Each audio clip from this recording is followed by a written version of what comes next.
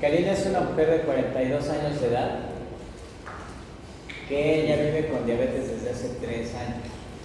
Tiene hipertensión arterial desde hace 2 años. Tiene un índice de masa corporal de 29.2, circunferencia exterior de 86 y ya está con monoterapia. Metformina 850 miligramos 10 veces al día y telmisartán 80 miligramos una vez al día. Aquí ya cambia el escenario. Y es una paciente que ya se conoce con diabetes, lleva 3 años de diagnóstico y ya está en tratamiento, ¿sale? Y tiene glucosa de ayuno de 122, glucosa postprandial de 170 y hemoglobina glucosilada de 7%. ¿Qué opinan de eso?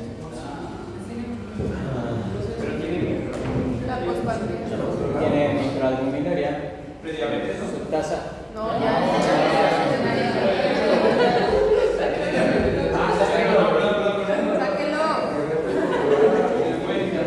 Mínimo lo deberíamos de sacar. Les dije que lleva 3 años con diabetes.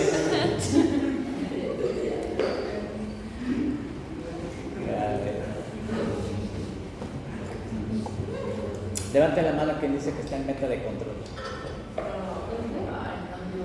Es que se viene para 2 años. ¿Cuántos años tenía? 42. 40. Hay que subir la metformina. 6.5 euros. Fíjense, si leen textual las guías de tratamiento de la y no hacen análisis, van a dejar a esta pobre paciente así. Voy a regresar. Lo podemos dejar en No, pues lo puedes dejar porque ahorita fue para allá. Tiene 42 años. ¿Sale? Es una persona joven. ¿Vamos bien? Sí. Si ustedes le quieren dar una expectativa hasta 75, pues mínimo de 6.5. Bien. Pero la ADA dice que la meta de glucosa de ayuno va entre 80 a 130. ¿Sale? Y ella tiene en ayuno 122. Entonces tranquilamente me podrías decir o podrías pensar que está controlado. Luego la ADA dice que en el postprandial tiene que ser menos de 180 y ella tiene 170. Y la ADA dice que en términos generales 7% de hemoglobina glucosilada y ella tiene 7%. ¿Sale? Entonces si tú dijeras aquí que tu paciente está en meta de control en base a la ADA, tienes razón, en base a ese documento. El problema es que siguen sin leer las letras chiquitas, porque dice que tienes que individualizar las metas de tratamiento. Y te voy a decir dónde está lo ilógico de esto. ¿Cuánto quedamos que es lo normal de ayuno? De las metas, De glucosa. de Lo normal. 70 a 99. De 70 a 99. ¿Cuánto quedamos que es lo normal en el postprandial? Hasta 139. 139. Quedamos que hablas de prediabetes cuando tienes entre 100 y 125 y cuando tienes entre 140 y 199, ¿vale? Esto no está normal, eso está como en un rango de prediabetes, ¿ok? Como si la tuvieras en un rango de prediabetes. Digo, es diabética, pero no la llevaste a lo normal. El problema es que las complicaciones, ya les había comentado la clase pasada, las complicaciones microvasculares empiezan con hemoglobinas glucosiladas igual o mayor a 5.7.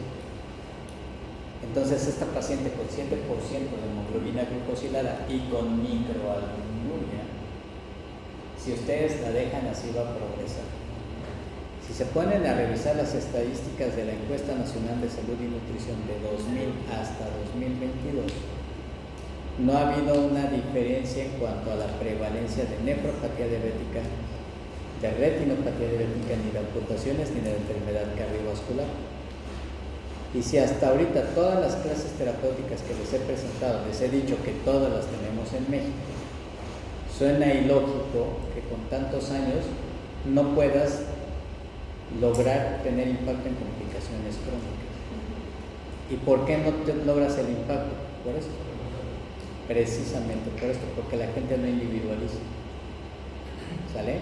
Entonces la diferencia en el tratamiento de una persona que sabe ver diabetes, la diferencia entre el abordaje de un paciente que vive con diabetes entre un endocrinólogo y otra especialidad es que el endocrinólogo precisamente sabe individualizar. Para eso nos hicimos especialistas en esta área. ¿Sale? El tratamiento cambia. Es más, tú puedes poner a un internista y a un endocrinólogo y vas a ver una diferencia garrafal en el manejo de un paciente. Tiene que ver mucho con esta parte. Entonces, yo tengo una duda. sí. Aunque la meta de hemoglobina sea menor a 6.5, digamos que llegue a ese control, ¿podemos seguir bajándolas o ya? Por supuesto. O sea, no hay problema de convulsiones. Mientras, no, pues depende de qué terapia estés utilizando. Era lo que yo les comentaba. Tú puedes tener un paciente geriátrico que tú le das metformina, que tenía 7, 8 de hemoglobina glicosilada. Y vamos a suponer que tú dices, bueno, es geriátrico, que se quede en 7. Le das los 2 gramos de metformina y a los 3 meses te regresa con 5.4 de hemoglobina glicosilada. Si no hay problema. ¿Sabes qué hacen los geriatras? Dicen, quítasela para que se vaya a 7 porque la meta es 7. O sea, no manches. O sea, ¿cuál es la indicación? O sea, ¿reportó hipoglucemias? No. ¿Tiene un tratamiento que genere hipoglucemias? No. ¿Tuvo una respuesta muy buena? Déjalo así. Pues qué padre, ¿no? ¿Sale? Entonces, ¿cuál sería la mejor opción terapéutica para Karina? Ya está con Merco, ¿sale? Acuérdate que ella ya está tomando metformina y con metformina tiene 7% de hemoglobina glucosilada, ¿sale? Y tiene una glucosa de ayuno de 122. Quedamos que su índice de masa corporal es de 29.2. ¿Cuál sería la mejor opción?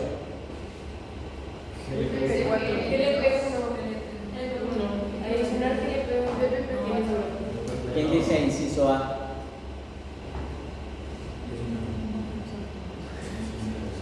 B, C, D y E. Solamente tengo como 4 que acertar.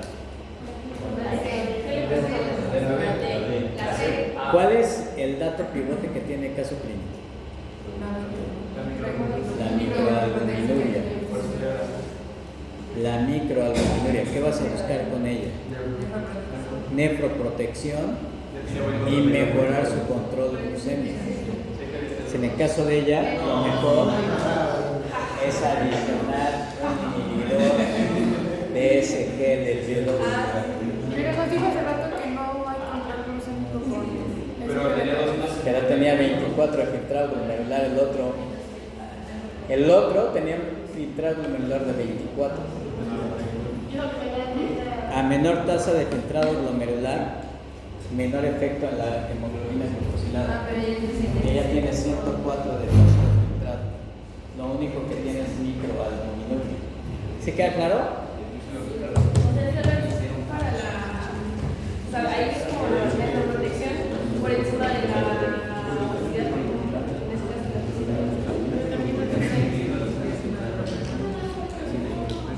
Sí, porque quienes se han mostrado más nefroprotección desde el punto de vista de evidencia son los inhibidores de SGLT2. ¿Me ayuda con la hipertensión agregaré también un SGLT2? Si tu hipertensión estuviera, bueno, los inhibidores de SGLT2 no son antihipertensivos. Sí le pegan a la presión arterial sistólica, te la bajan entre 4 y 6 milímetros de mercurio. Pero si tú tienes un paciente hipertenso, pues le tienes que agregar el antihipertensivo. Si está con antihipertensivo y de repente anda fluctuando un poquito, puede ser que el inhibidor de SGLT2 le ayude, pero no le des tanto el peso como un antihipertensivo. Entonces le da ese. Sí, en este caso en particular tendrías que adicionar un inhibidor de SGLT2.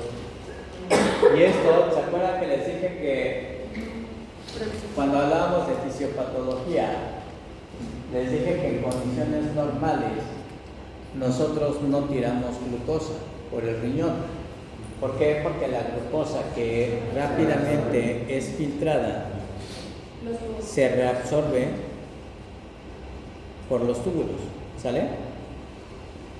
Y entonces esto pasaría en condiciones fisiológicas.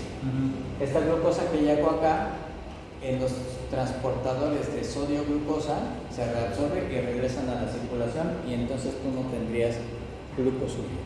Pero en una persona que vive con diabetes, hay una sobreexpresión de estos transportadores, entonces esa reabsorción de glucosa te genera un círculo vicioso.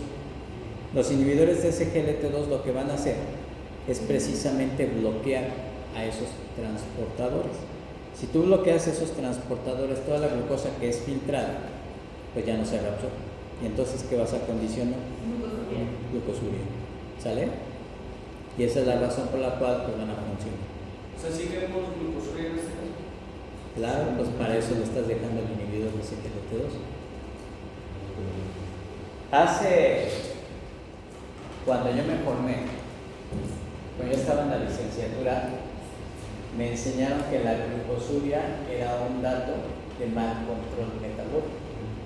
¿Por qué? Porque repetíamos la parte de fisiología de que tu umbral renal es hasta 180. Que si sobrepasas ese umbral es porque tienes más glucosa y que ya no hay esa capacidad de reabsorción. ¿Sale? Cuando surgen los inhibidores de SGLT2, mucho tiempo después, tienes que cambiar el concepto a pensar que la glucosuria era un marcador de mal pronóstico. Sigue siendo, pero depende. O sea, si el paciente tiene glucosuria, pero no tiene inhibidor de SGLT2, es un mal dato. Si tu paciente tiene un inhibidor de SGLT2 y tiene glucosuria, quiere decir que sí se lo está tomando. Si tú indicas un inhibidor de SGLT2 y tu general de orina te sale sin glucosuria, tu paciente te está tomando el pelo y no se está tomando la pastilla. Porque una forma de ver si realmente se lo tomó o no es que debería tener glucosuria, porque es lo que tú estás generando. ¿Sale? Pero algo que se confundió era decir, bueno, el paciente con diabetes tiene daño renal. Y entonces se hizo una asociación falsa entre glucosuria y nefropatía. ¿Sale?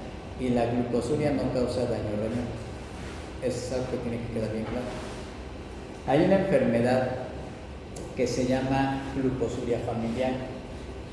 Y la glucosuria familiar es por mutaciones en los transportadores de sodio-glucosa. Las personas que tienen mutación en ese transportador tienen glucosuria, no tienen diabetes, pero no tienen esa capacidad de reabsorción de glucosa. Y en el seguimiento que se les ha hecho a las personas que tienen esa enfermedad, ellos no hacen daño renal. Entonces, cuando tú te echas un clavado a la patogenia de nefropatía diabética, te das cuenta que no es la glucosuria lo que genera el daño, es la hiperglucemia. ¿Sale? ¿Se acuerdan que les dije que por qué había un aumento de transportadores de sodio-glucosa en las personas con diabetes? Y que el marcador indirecto, ¿quién era? El factor transformador de crecimiento beta 1. TGF beta 1 es una citocina inflamatoria. ¿Sale? Antes de que estos fármacos, de que los inhibidores de SGLT2 se comercializaran, se hicieron estudios en animales y se hicieron estudios in vitro. Primero demostraron que había más expresión en personas con diabetes de transportadores. Y después vieron qué pasaba. ¿Se acuerdan cuando les dije que pusieron ahora concentraciones de TGF beta 1 en el túbulo renal y vieron que eso hacía que se expresaran más los transportadores? Bueno, pensaron a la inversa. Entonces, ¿qué va a pasar cuando yo los bloquee? Y entonces hicieron ratas diabéticas y después les medían citocinas inflamatorias, medían interleucina 6, factor de necrosis tumoral, colagenasa tipo 4 y 3-nitrotirosina, que son marcadores también de daño celular a nivel renal. Y cuando ponían el bloqueador de transportador de sodio-glucosa, todas esas citocinas bajaron. Y entonces pensaron, todavía antes de que se comercializaran, dijeron, estas moléculas podrían llegar a ser nefroprotectores. Salen y se comercializan y se aprueban para el tratamiento de obesidad, Y viene una bronca, porque ahora tenías que convencer a los médicos y explicarles que la glucosuria era algo que tú estabas buscando para disminuir la reabsorción y que eso no le iba a pegar a riñón. Y entonces... Pero no le pega porque no se pudo básicamente, ¿no? Porque al bloquear los productos es como si el riñón no estuviera...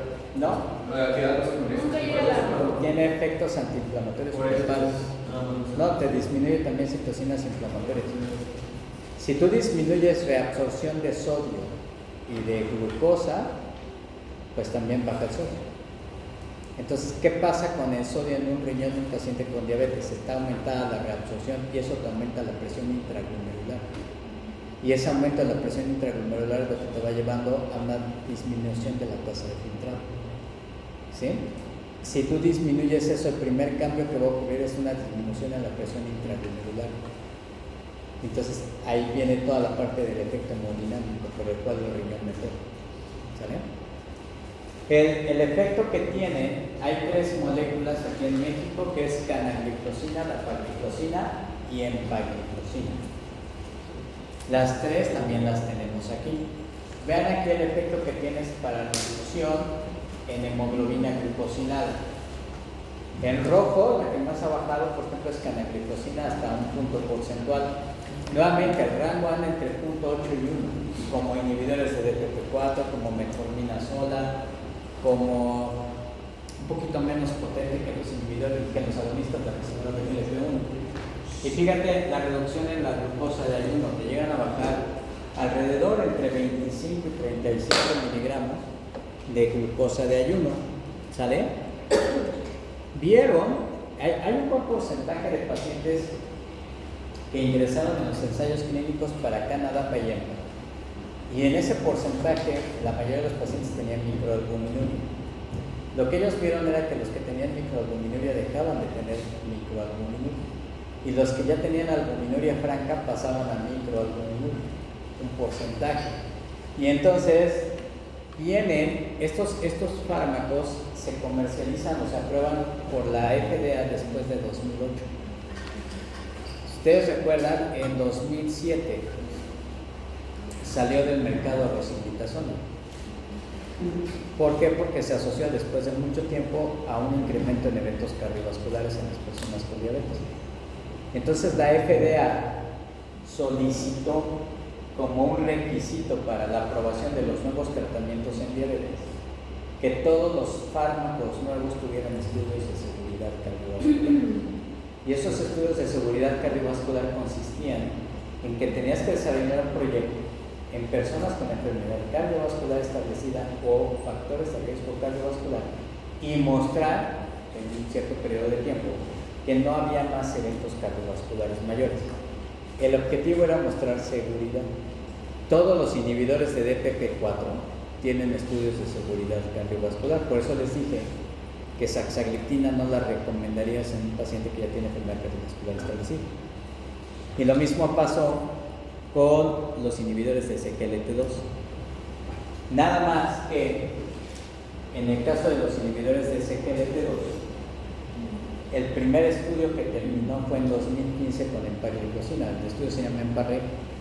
Ese estudio no nada más mostró que era seguro, sino que disminuyó los eventos cardiovasculares mayores.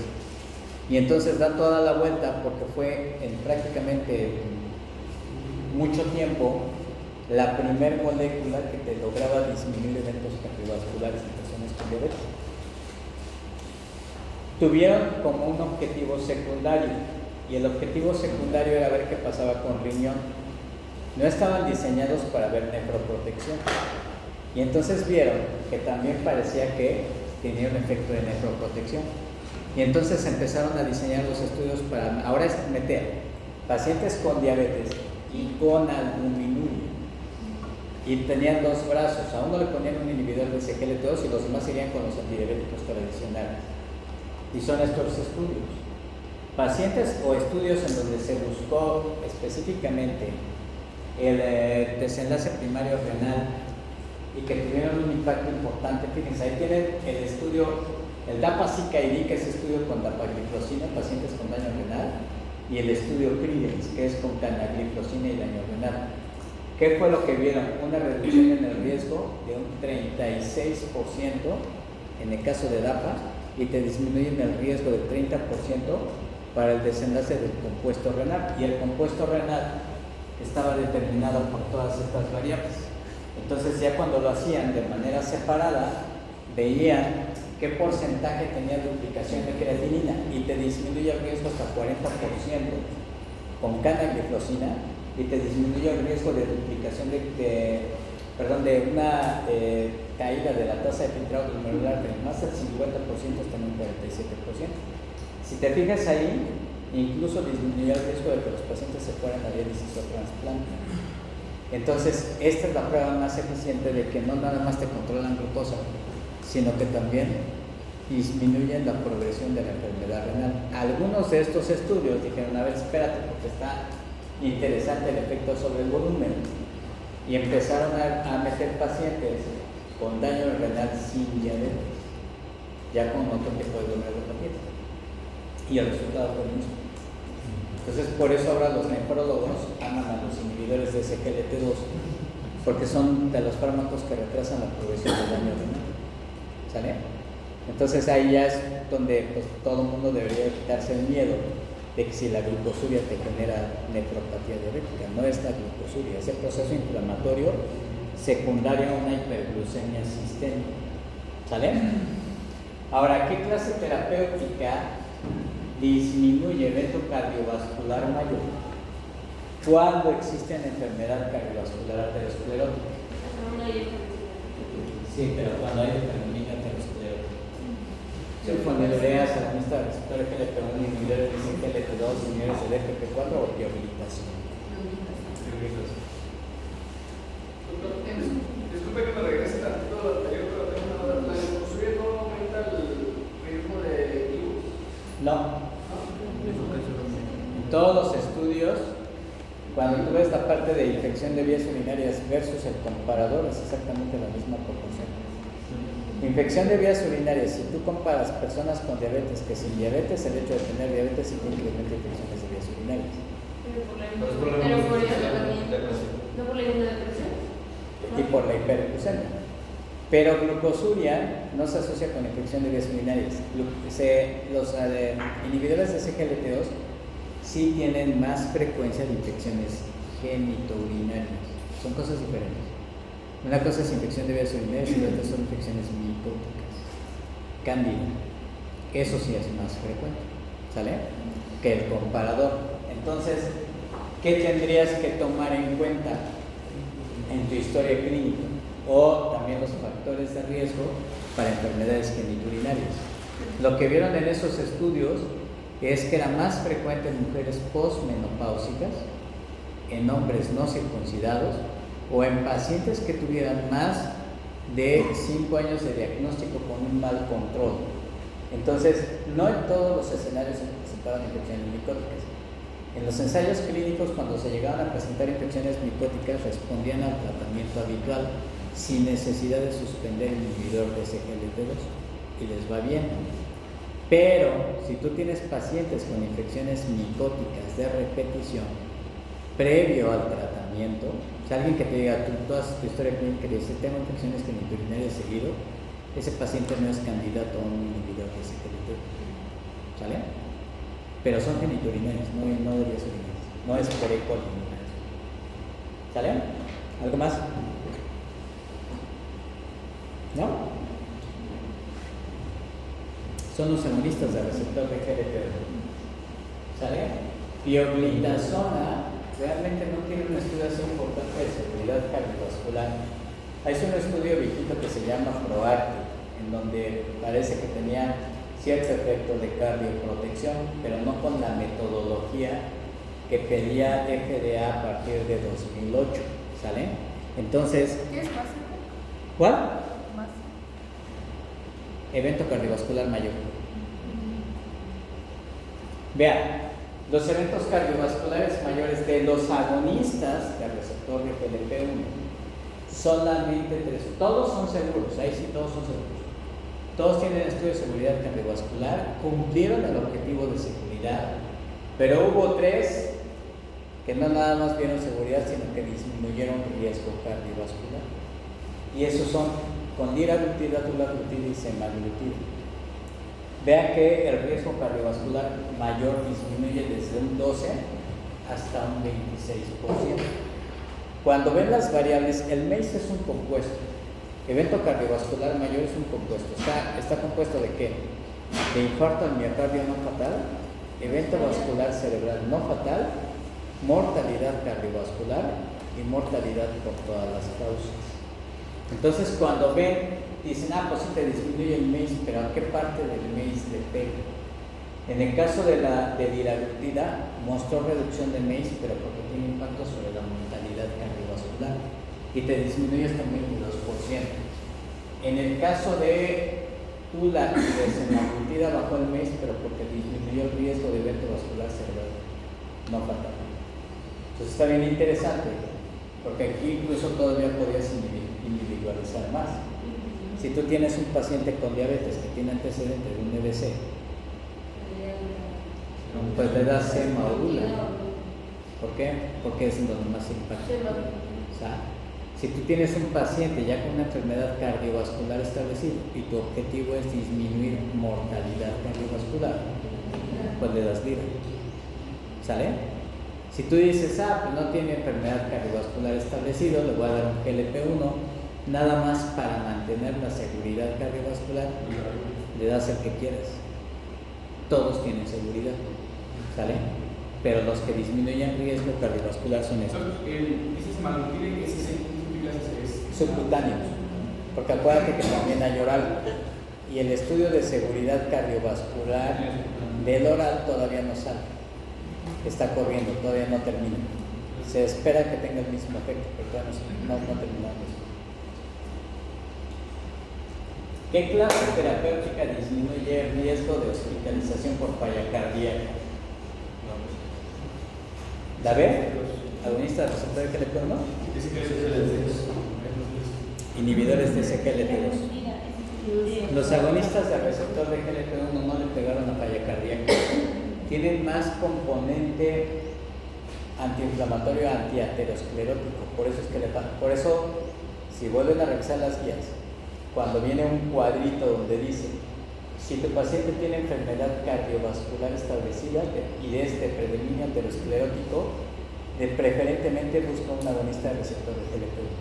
Pero si la enfermedad cardiovascular establecida depende de falla cardíaca, preferentemente un inhibidor de SGLT2. Acuérdate que tiene un efecto natriurético, entonces disminuyes volumen, te va mejor, ¿sale?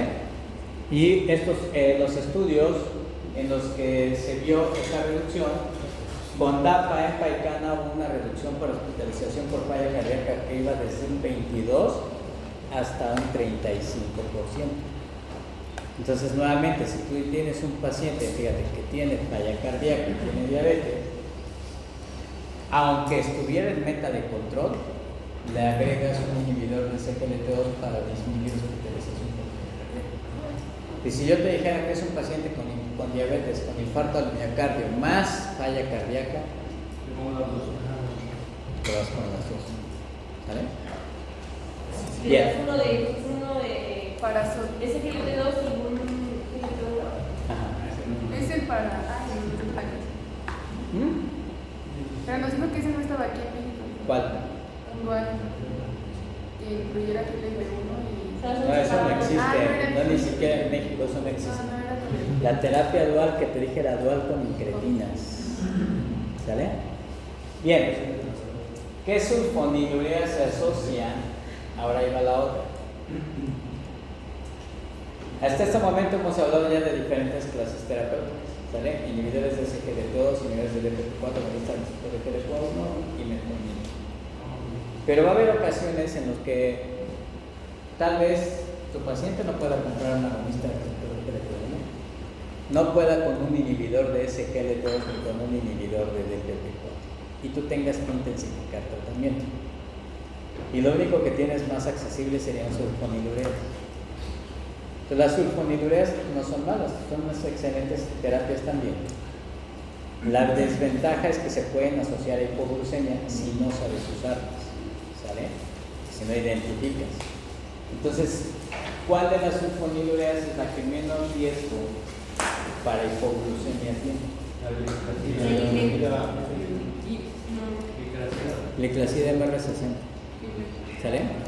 Vean, este es un estudio.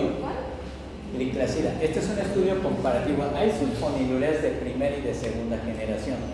Primera generación glibenclamida, ahí sí completamente de acuerdo, pues ahí ni siquiera se debería de ocupar. Porque es la que causa más. Sí, tienen un perfil menos seguro, pero tienen de segunda generación, que son bastante buenos, como glimepiridina o gliclazida. Y este es un estudio comparativo para ver cuál de las dos se asociaba con menos hipoglucemia. En las barras rojas ven la tasa o la proporción de hipoglucemia, ya sea en monoterapia, terapia combinada, ya sea con metformina o con inhibidores de alfa-glucosidasa, y vean cómo hay menos tasa de hipoglucemia con gliclazida MR60 comparada a glimepiridina. Y incluso cuando tú te vas a buscar hemoglobinas de menos de 7%, la tasa de hipoglucemia es menos con gliclazida comparada, por ejemplo, con glimepiridina. Y hay, vean aquí el riesgo, por ejemplo, en base a la edad, ¿sale? Tienes ahí pacientes con mayores de 65 y menores de 65 y el comportamiento es exactamente el mismo. Tú puedes darle gliclazida MR60 a alguien de 65 años porque comparado con glimepiridina tienes menos tasa. Y luego ve aquí la tasa de filtrado glomerular, 50 a 80. Con 50 a 80 tienes menos tasa, menos proporción de hipoglucemias con gliclazida MR60 comparado con glimepiridina. Entonces, no es una limitante. Tú tendrías que decir, bueno, pues cuál es la que más me conviene. Ahora, la otra situación es que se titulan, no se dan las dosis plenas. Uno de los errores que se tienen con sulfonilureas es que de repente dan la dosis total. En el caso, por ejemplo, de gliclazida MR60, la tableta viene de 60 miligramos, pero la dosis de inicio es de 30. Tú inicias con media tableta y te esperas 15 días para ver si alcanzas tu meta de control. Si no lo logras, entonces a los 15 días te vas a 60 miligramos. La dosis máxima son 120, o sea, 2 tabletas al día. Pero si tú lo titulas, realmente la tasa de producción es súper baja. ¿Sale? Lo mismo que con glimepiridina. La dosis máxima es de 8 miligramos, pero hay presentaciones de 1 miligramo. Puedes empezar con 1, 2, 4, 8.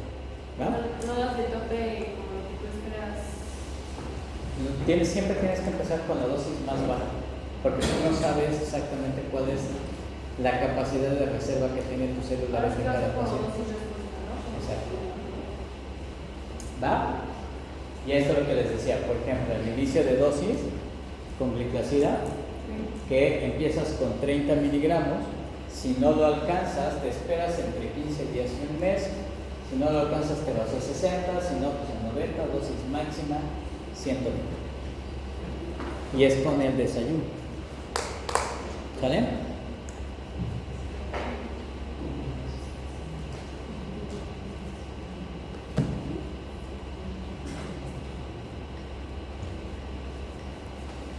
Vean aquí, por ejemplo, la otra es pioglitazona.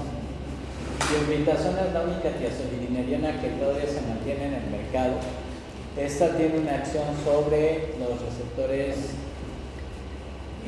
peroxisomas tipo gamma, y lo que hace es favorecer la transcripción de factores que favorecen la liberación o la formación de insulina. Es un excelente sensibilizador, entonces lo puedes utilizar, no se asocia con hipoglucemia. Una de las situaciones es que puede incrementar el peso corporal, pero eso lo hace también por tensión hídrica. Entonces hay que tener cuidado porque la contraindicación sería falla cardíaca. Paciente con falla cardíaca clase 3, 4, ahí es contraindicación para el uso de pioglitazona. Hay estudios de asociación con cáncer de vejiga, no quiere decir que sea causal, o sea, no es que te lo condicione. Pero como se asoció, pues entonces te lo ponen como una advertencia. Si hay antecedente de cáncer de vejiga, pues entonces no lo utilizas. ¿Sale? Para agonistas de receptor de GLP-1, la única contraindicación formal que existe sería historia familiar o personal de cáncer medular de tiroides. medular. No cáncer diferenciado de tiroides. Cáncer medular de tiroides. ¿Cuál? Para GLP-1. O antecedente de neoplasia endocrina múltiple tipo 2. Son las únicas situaciones en las que no podrías utilizar un GLP-1. ¿Sale?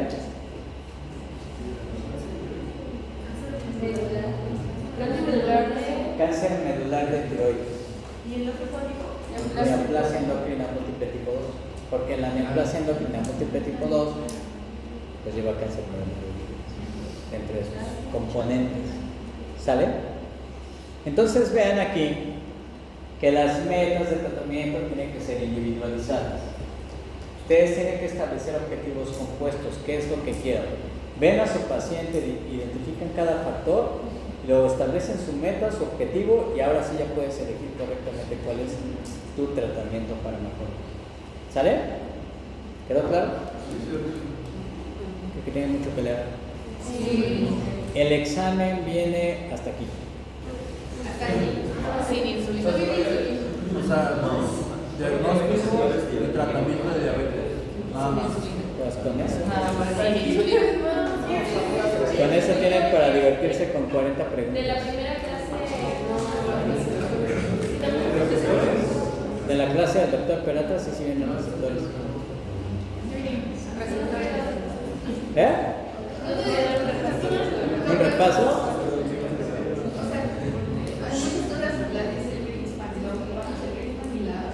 Sí, las dos cosas.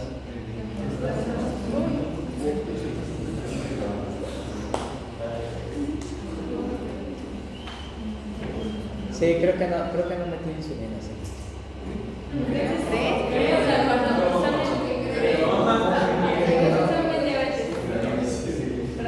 Insulina tiene en el segundo parcial. No, ya con esto tiene para divertirse. Pero no te va a poner un paciente embarazado, porque se le da. ¿Por qué no? Si hablamos de diagnóstico de diabetes Ah, gestacional. bueno, pero tratando.